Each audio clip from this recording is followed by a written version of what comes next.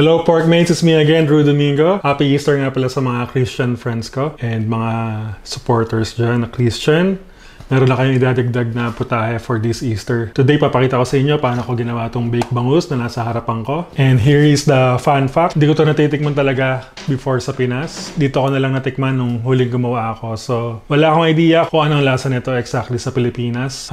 Yung gagawin ko lang is katulad ng kung paano gawin ng oyster mornay. Doon ako magbe-base. Pero sa tingin ko, mas masarap to kaysa sa iba. First, make sure lang na yung bangus na gagamitin nyo ay filet na at unseasoned. Pangalawa, gagawa tayo ng mornay.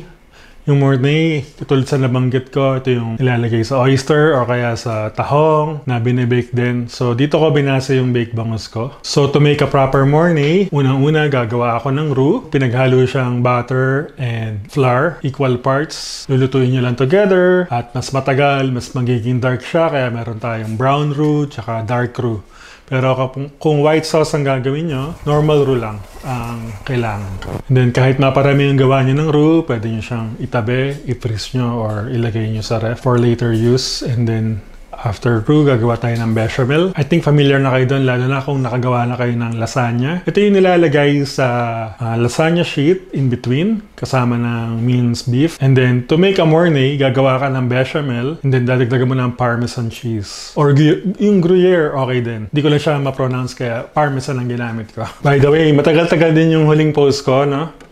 Mahirap pala maging artista at father at the same time tapos may full-time job ka pa. Kaya please bear with me sa mga supporter ko. Mag-upload po din ako. Hindi lang ganun kadalas, pero I'll catch up. Dahil unang-una, paborito ko naman magluto. Naiba lang ang schedule ko sa work at naging busy din. May iba pang priorities. So yun. So pagbe-bake, habang tinatapalan ko ng mornay itong bangus, nag-preheat na ako ng oven 180 degrees Celsius.